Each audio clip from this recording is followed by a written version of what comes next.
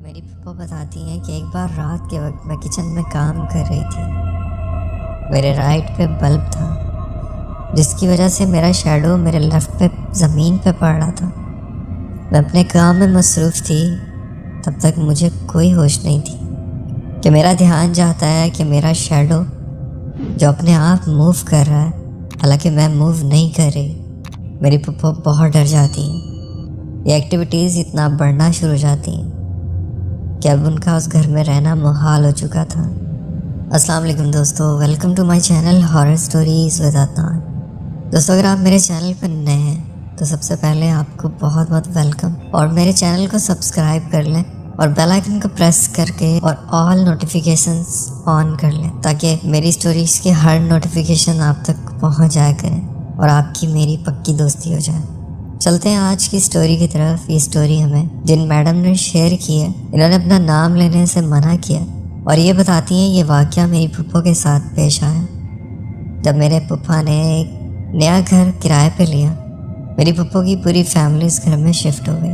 مالی مکان نے اس گھر کے بارے میں کوئی ایسی بات نہیں کی کہ اس گھر میں پیرانارمل ایکٹیویٹیز ہوتی ہیں، لیکن جب انہوں نے پورا گھر شفٹ کر لیا، اس کو ایڈوانس وغیرہ دے دیا، تو ان کے ساتھ کچھ ایسے معاملات ہونا شروع ہو گئے کہ لوگ بہت خوفزدہ ہو گئے۔ معاملات کچھ ایسے کہ گھر میں عجیب پیرانارمل ایکٹیویٹیز شروع ہو گئی۔ ان کو ایسا لگتا کہ رات کو ہمارے گھر میں کوئی گھومتا ہے۔ ایک بار تو ایسا ہوا کہ لوگ سو رہے تھے تو ایسا لگا جیسے بیڈ کے نیچے کوئی ہے، اور رات میں اس بیڈ کے نیچے ہاتھ سے اس بیڈ کو کھٹکھٹا رہا۔ جب نیچے کی طرف دیکھا جاتا تو کوئی نہ ہوتا۔ اس گھر کے ممبرز کے ساتھ عجیب عجیب معاملات شروع ہو گئے۔ کوئی بال بنا رہا ہوتا ہے شیشے میں تو ایسا لگتا جیسے کوئی پیچھے سے گزرا ہے۔ میری پھپھو بتاتی ہیں کہ ایک بار رات کے وقت میں کچن میں کام کر رہی تھی۔ میرے رائٹ پہ بلب تھا جس کی وجہ سے میرا شیڈو میرے لیفٹ پہ زمین پہ پڑ رہا تھا۔ میں اپنے کام میں مصروف تھی، تب تک مجھے کوئی ہوش نہیں تھی کہ میرا دھیان جاتا ہے کہ میرا شیڈو جو اپنے آپ موو کر رہا ہے، حالانکہ میں موو نہیں کر رہی۔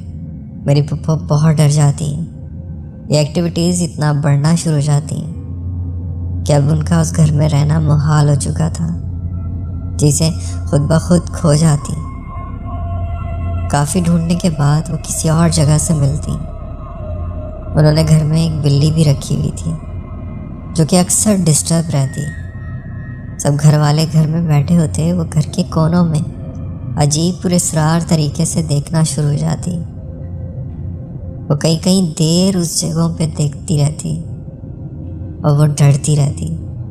ایک اور چیز یہ ہوتی کہ اکثر دروازے پہ فقیر آتا، وہ دروازہ ناک کرتا، بدلے میں یہ کوئی بھی چیز جیسے کوئی کھانا یا پیسے دینے دروازے پہ جاتے تو باہر کوئی نہ ہوتا۔ ایک عجیب سی عورت گلی کے کونے پہ جاتی دکھائی دیتی۔ ایک دن میری پھپھو بتاتی ہیں کہ میں کچن میں ہی کام کر رہی تھی۔ پہلے تو اگر وہ ناک ہوتا تو پیسے نکالنے میں کچھ ٹائم لگ جاتا تھا۔ اس دن جب وہ دروازہ ناک ہوا تھا، میری پھپھو فوراً سے ہی دروازے کی طرف لپکی اور انہوں نے فوراً سے دروازہ کھول دیا۔ وہ ایک عورت تھی، اس کا چہرہ نظر نہیں آ رہا تھا۔ وہ بہت پراسرار عورت تھی جو کہ میری پھپھو کا نام لے رہی تھی، اور وہ اس گلی کے کونے کی طرف چلتی جا رہی تھی۔ میری پھپھو نے اسے آوازیں بھی دیں، لیکن اس نے کوئی غور نہیں کیا۔ وہ اگنور کرتی اس گلی کے کونے سے مڑ گئی۔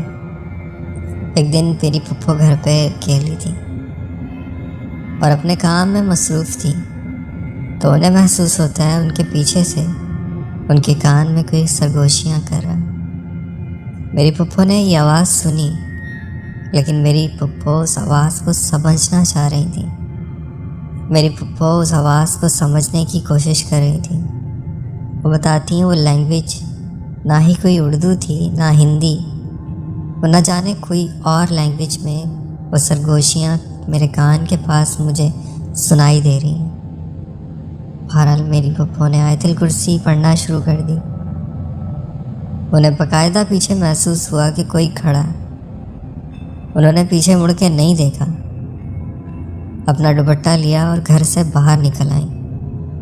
نیبر میں ایک آنٹی تھی جن کی میری پھپھو سے بہت اچھی سلام دعا ہو گئی تھی۔ میری پھپھو شام تک ان کے گھر میں رک جاتی ہیں۔ وہ بتاتی ہیں میں جب ساتھ والے گھر میں بیٹھی تھی تو مجھے اپنے ہی گھر میں ایسا محسوس ہو رہا تھا جیسے بہت زیادہ لوگ ہمارے گھر میں موجود ہوں۔ وہ مین گیٹ بند ہونے کھلنے کی آواز آنا، اس گھر کے اندر کے رومز کے کھلنے کی اور بند ہونے کی آواز آنا، یہ مسلسل جاری تھا۔ شام کو سب گھر آ جاتے ہیں، سب کو یہ بات بتائی جاتی ہے۔ سب بہت پریشان تھے کیونکہ سبھی کے ساتھ اس گھر میں ایسے معاملات چل رہے تھے۔ وہ معاملات اب بہت بڑھتے جا رہے تھے۔ رات کو یہ لوگ سب سو رہے تھے اور سب کو ایسا لگتا ہے ہمارے گھر میں بہت سے لوگ چل رہے ہیں، وہ بظاہر نظر نہیں آ رہے، اور میری پھپھو کے کمرے میں بھی کوئی چل رہا ہے۔ بآواز بلند کہا جاتا ہے کہ تم لوگ جو بھی ہو یہ بات جان لو، ہمارے پاس اتنا پیسہ نہیں ہے کہ ہم نیا گھر شفٹ کریں اور دوبارہ شفٹنگ کے کرائے بھاڑے دیں، تو برائے مہربانی ہمیں کچھ ٹائم دو۔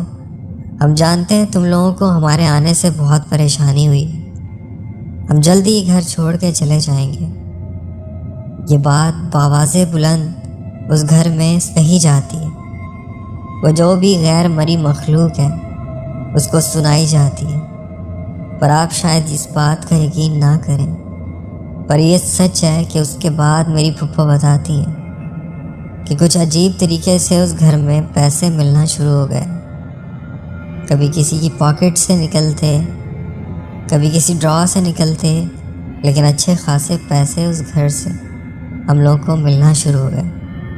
وہ عورت جو دروازے پہ بھیک مانگنے آیا کرتی تھی، اب اس کا آنا جانا بھی ختم ہو گیا تھا۔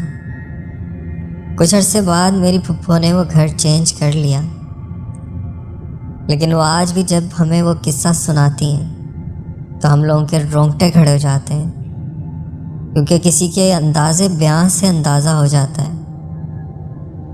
کہ وہ کتنا سچ کہہ رہا ہے۔ یقین جانے میری پھپھو جب بات کرتی ہیں تو ان کی آواز اتنی لرز جاتی ہے اور ان کی آواز میں اتنی سچائی ہوتی ہے کہ ہمیں محسوس سنتے ضرور ہیں۔